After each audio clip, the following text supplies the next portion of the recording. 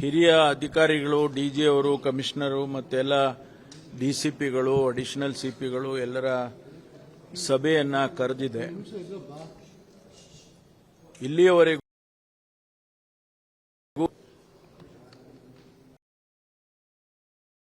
ಚರ್ಚೆ ಮಾಡಿ ಇವತ್ತು ಮುಂದೆ ನಾವು ಏನು ಮಾಡಬೇಕು ಅಂತಕ್ಕಂಥ ವಿಚಾರಗಳನ್ನು ಕೂಡ ಚರ್ಚೆ ಮಾಡಿದ್ದೇವೆ.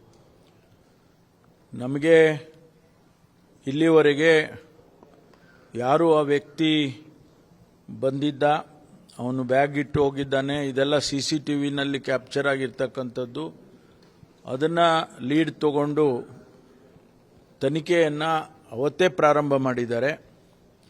ಈಗಾಗಲೇ ಅನೇಕ ಗುಂಪುಗಳನ್ನು ರಚನೆ ಮಾಡಿ ಎಲ್ಲ ಆ್ಯಂಗಲ್ನಲ್ಲೂ ಕೂಡ ತನಿಖೆಯನ್ನು ಮಾಡ್ತಾ ಇದ್ದಾರೆ.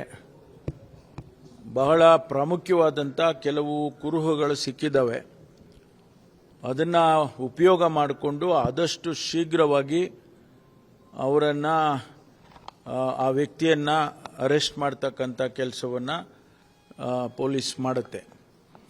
ಇದರ ಜೊತೆಗೆ ನಮ್ಮ ಏನು NIA ಅವರಿರ್ಬೋದು, NSGನವರಿರ್ಬೋದು, ಅವರು ಕೂಡ ಅವ್ರದ್ದೇ ಆದ ರೀತಿಯಲ್ಲಿ ತನಿಖೆಯನ್ನು ಮಾಡ್ತಾ ಇದ್ದಾರೆ.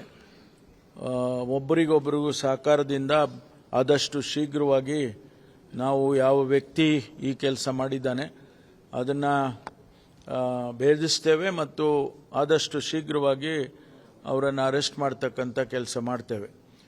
ಒಂದು ಬೆಂಗಳೂರಿನ ಜನತೆಗೆ ನಾನು ವಿನಂತಿ ಮಾಡಿಕೊಳ್ತಕ್ಕದ್ದೇನು ಅಂದರೆ, ಯಾರೂ ಆತಂಕ ಪಡ್ತಕ್ಕಂಥದ್ದು ಅಗತ್ಯ ಇಲ್ಲ. ಇದಕ್ಕೆ ಈ ಇನ್ಸಿಡೆಂಟಿಗೆ ಸಂಬಂಧಪಟ್ಟಾಗೆ ನಾವು ಆದಷ್ಟು ಶೀಘ್ರವಾಗಿ ಕ್ರಮ ತಗೊಳ್ತೀವಿ ಮತ್ತು ಇಡೀ ಬೆಂಗಳೂರನ್ನು ಒಂದು ಸೇಫ್ ಸಿಟಿಯಾಗಿ ಏನು ಮಾಡೋದಕ್ಕೆ ನಾವು ಮೊದಲಿಂದ ಪ್ರಯತ್ನ ಮಾಡ್ತಾ ಇದ್ದೇವೆ. ಆ ದೃಷ್ಟಿಯಲ್ಲಿ ಕೂಡ ಎಲ್ಲ ಇಡೀ ಬೆಂಗಳೂರು ಸಿಟಿಯನ್ನು ಸೆನ್ಸಿಟೈಸ್ ಮಾಡಿ ನಮ್ಮ ಎಲ್ಲ DCPಗಳು ಅವರವರ ಏರಿಯಾದಲ್ಲಿ ಹೆಚ್ಚು ಪೆಟ್ರೋಲಿಂಗ್ ಇರ್ಬೋದು ಅಥವಾ ಬೇರೆ ಬೇರೆ ರೀತಿಯಲ್ಲಿ ಇಂಟೆಲಿಜೆನ್ಸ್ ಗ್ಯಾದರಿಂಗ್ ಇರ್ಬೋದು, ಅದನ್ನೆಲ್ಲವನ್ನು ಕೂಡ ಇನ್ನೂ ಹೆಚ್ಚು ಪರಿಣಾಮಕಾರಿಯಾಗಿ ಮಾಡೋದಕ್ಕೆ ಸೂಚನೆಯನ್ನು ಕೊಟ್ಟಿದ್ದೇನೆ. ಮಾನ್ಯ ಮುಖ್ಯಮಂತ್ರಿಗಳು ಕೂಡ ನಿನ್ನೆ ದಿವಸ ಅವರು ಹಿರಿಯ ಅಧಿಕಾರಿಗಳನ್ನು ಭೇಟಿ ಮಾಡಿ ಅವರು ಕೂಡ ಸೂಚನೆಯನ್ನು ಕೊಟ್ಟಿದ್ದಾರೆ. ಆದಷ್ಟು ಶೀಘ್ರವಾಗಿ ನಾವು ಕ್ಯಾಪ್ಚರ್ ಮಾಡ್ತೇವೆ.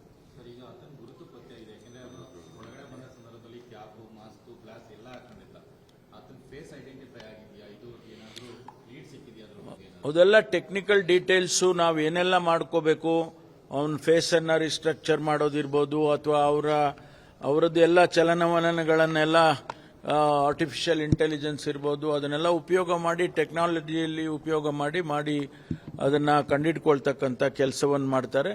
ಯಾವುದೇ ಡೀಟೇಲ್ಸನ್ನು ನಾನು ತಮಗೆ ಹೇಳೋದಕ್ಕಾಗೋದಿಲ್ಲ, ಯಾಕೆಂದರೆ ಇನ್ವೆಸ್ಟಿಗೇಷನ್ ನಡೀತಾ ಇರುವಾಗ ನಾನು ಕೆಲವು ಡೀಟೇಲ್ಸನ್ನು ನಿಮಗೆ ಹಂಚ್ಕೊಳ್ಳೋದಕ್ಕೆ ತೊಂದರೆ ಆಗುತ್ತೆ. ಅದು ಆ ಕಾರಣಕ್ಕೆ ಹೇಳಕ್ ಬರೋದಿಲ್ಲ. ಇಂಡಿವಿಜುವಲ್ ವ್ಯಕ್ತಿ ಮಾಡಿದಾನೆ ಅಥವಾ ಅದರ ಸಂಘಟನೆಯ ಹಿಂದೆ ಗೊತ್ತಿಲ್ಲ, ಏನು ಗೊತ್ತಿಲ್ಲ. ಅದನ್ನ ಈಗಲೇ ನಾನು ಯಾವುದನ್ನು ಸ್ಪೆಕ್ಯುಲೇಟ್ ಮಾಡಕ್ ಹೋಗೋದಿಲ್ಲ. ಅಲ್ಲಿ CCTVನಲ್ಲಿ ಆ ವ್ಯಕ್ತಿ ಕಂಡಿದ್ದಾನೆ ಅನ್ನೋದು ಒಂದು ಬಿಟ್ರೆ, ಅವರು ಸಂಘಟನೆ ಮಾಡಿದ್ಯಾ ಅಥವಾ ಇಂಡಿವಿಜುವಲ್ ಆಗಿ ಮಾಡಿದಾನ, ಇವೆಲ್ಲ ಡೀಟೇಲ್ಸ್ ಅನ್ನ ನಾವೇನು ಕೂಡ ಈಗಲೇ ಹೇಳಕ್ ಹೋಗೋದಿಲ್ಲ. ಶಿವಮೊಗ್ಗ, ಮಂಗಳೂರಿನ ಕೇಸ್ಗಳಿಗೆ ಆಲ್ಮೋಸ್ಟ್ ಸಿಮಿಲಾರಿಟಿ ಕಾಣ್ತಾ ಇದೆ ಅಲ್ಲ, ಅದು ಟೆಕ್ನಿಕಲಿ ಆ ವಸ್ತುಗಳನ್ನೇನು ಉಪಯೋಗ ಮಾಡಿದ್ದಾರೆ, ಇದು ಏನೋ ಬ್ಯಾಟ್ರಿ ಇರ್ಬೋದು ಅಥವಾ ಟೈಮರ್ ಇರ್ಬೋದು, ಇಂಥದ್ದನ್ನೆಲ್ಲ ನಾವು ಕಂಪೇರ್ ಮಾಡ್ಬೋದು ಅಷ್ಟೇ ವಿನಃ, ಬಟ್ ನಾವು ಅಲ್ಲಿಗೂ ಇಲ್ಲಿಗೂ ಸಿಮಿಲಾರಿಟಿ ಇದೆ, ಅವರೇ ಮಾಡಿದ್ದಾರೆ ಇವರೇ ಮಾಡಿದ್ದಾರೆ ಅಂತ ಯಾವುದನ್ನು ಕೂಡ ಹೇಳೋದಕ್ಕಾಗೋದಿಲ್ಲ. ವಿಧಾನಸೌಧ ಸಂಬಂಧಪಟ್ಟಂಗೆ ಈಗಾಗಲೇ ನಾನು ಹೇಳಿದ್ನಲ್ಲ, ಮೊನ್ನೆ ಬೆಳಗ್ಗೆನೂ ಹೇಳಿದ್ದೇನೆ, ರಿಪೋರ್ಟು ಸಂಪೂರ್ಣವಾದಂಥ ಮಾಹಿತಿ ರಿಪೋರ್ಟ್ ಬರೋದಿದೆ. ಬಂದ ತಕ್ಷಣ ಅದರಲ್ಲಿ ಪಾಸಿಟಿವ್ ಬಂದಿದೆ ಅಂತ ಹೇಳಿದ್ರೆ ಇಮಿಡಿಯೇಟ್ ಆಗಿ within no time we will take action. ಈಗ ಬರಲಿಲ್ಲ ಅಂತ ಹೇಳಿದ್ರೆ ನಾವೇನು ಮಾಡೋಕ್ಕಾಗೋದಿಲ್ಲ. ಇಟ್ ಈಸ್ ಟೆಕ್ನಿಕಲ್ ಡೀಟೇಲ್ಸ್, ಅದನ್ನು ಕಾಯ್ತಾ ಇದ್ದೀವಿ. ಬಂದ ತಕ್ಷಣ ಇಫ್ ಇಟ್ ಈಸ್ ಪಾಸಿಟಿವ್, ಯಾವುದೇ ಮುಲಾಜಿಲ್ಲದೆ, ನಾನು ಸದನದಲ್ಲೂ ಹೇಳಿದ್ದೇನೆ, ಈಗಲೂ ತಮ್ಮ ಮುಂದೆ ಹೇಳ್ತೇನೆ, ಯಾವುದೇ ಮುಲಾಜೆ ಯಾವುದೇ ಒತ್ತಾಯಕ್ಕೆ ಮಣಿದೆ ನಾವು ಕ್ರಮ ಮಾಡ್ತೀವಿ. ಸರ್, ಒಂದು ಬಾರಿ ಅಲ್ಲಿ FSL ರಿಪೋರ್ಟ್ ಬಂದಿದೆ, ಮತ್ತೆ ಕ್ಲಾರಿಫಿಕೇಶನ್ಗೆ ಮತ್ತೆ ಕ್ಲಾರಿಫಿಕೇಶನ್ ಪ್ರಶ್ನೆ ಬರಲ್ಲ.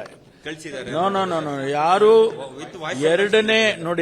ಎರಡನೇ ರಿಪೋರ್ಟು ಮೂರನೇ ರಿಪೋರ್ಟು ಕೊಡಿ ಅಂತ ನಾವ್ಯಾರು ಹೇಳಕ್ ಹೋಗೋದಿಲ್ಲ. ಅನುಕ್ಷಣದ ಸುದ್ದಿಗಳಿಗಾಗಿ ವಿಸ್ತಾರ ನ್ಯೂಸ್ ಯೂಟ್ಯೂಬ್ ಚಾನೆಲ್ ಸಬ್ಸ್ಕ್ರೈಬ್ ಮಾಡಿ. ಹೊಸ ಸುದ್ದಿಗಳ ನೋಟಿಫಿಕೇಶನ್ಗಾಗಿ ಬೆಲ್ ಐಕಾನ್ ಕ್ಲಿಕ್ ಮಾಡಿ. ಲೇಟೆಸ್ಟ್ ಅಪ್ಡೇಟ್ಸ್ಗಾಗಿ www.vistaranews.com ವೆಬ್ಸೈಟ್ಗೆ ವಿಸಿಟ್ ಮಾಡಿ. ಅಂಗೈಯಲ್ಲೇ ಜಗತ್ತಿನ ಸುದ್ದಿ ತಿಳಿಯಲು ವಿಸ್ತಾರ ನ್ಯೂಸ್ ಕನ್ನಡ ಆಪ್ ಡೌನ್ಲೋಡ್ ಮಾಡಿ.